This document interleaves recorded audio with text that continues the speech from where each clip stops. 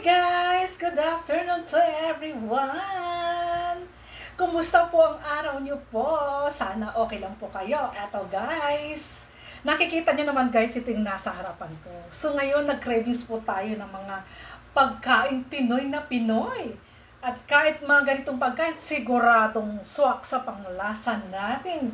So, kadalasan ito guys, kinakain po sa mga probinsya. At yung mga hinanda po natin guys, ayan guys, so budol po yan guys. So, pagkain Pinoy guys, meron po tayong okra, ayan, and then yung pritong talong at yung saba ng saging prito rin. At syempre, meron po tayong pipino, ayan guys, oh.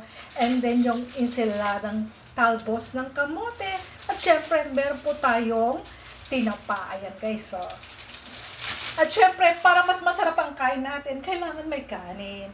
At syempre, meron po tayong sausawan na toyo mansi. Ayan guys. So, ayaw ko ng spicy, so okay na to guys. So, ano pa bang inaantay natin guys?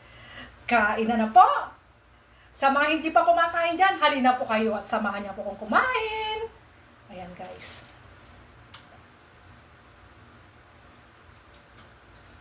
Guys, pag ganitong mga pagkain, gusto ko yung nagkakamay lang po tayo. Di ba, malinis naman po yung aking kamay, nagugas naman po ako. Ayan. So, kakain na po tayo.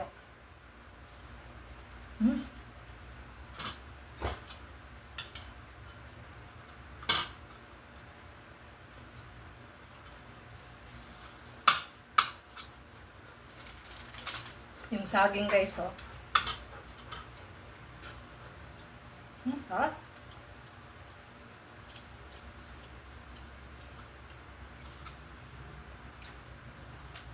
Kuha po tayo ng pipino guys, ayan o.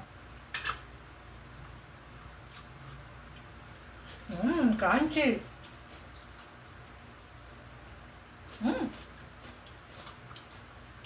Yung next, yung fried talong.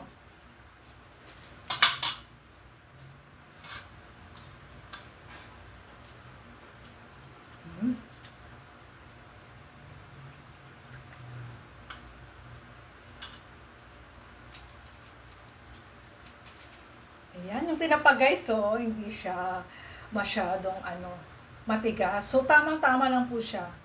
Hindi na siya sunog.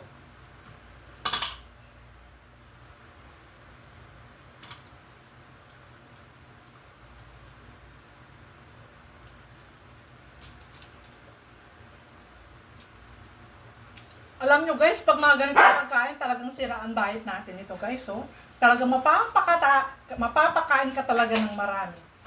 Ayan. So, kailangan talaga dito only rice. Itong araw na to guys, hindi muna natin kailangan mag-diet. So, hayaan muna natin ang sarili natin. Kahit pa minsan-minsan kumain tayo ng medyo masarap sa. Saka healthy naman po to guys, hindi naman po siya nakakataba. O, di ba?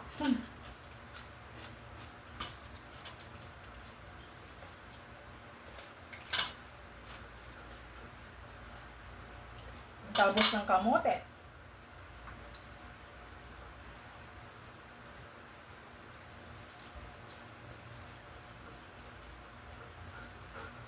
Ayan guys. So paano guys? Hanggang dito na lang po ulit ang aking video. So sa lahat ng mga sumusuporta sa akin at sa mga nanonood, friends, followers, family, maraming salamat po. Bye-bye! See you in my next vlog!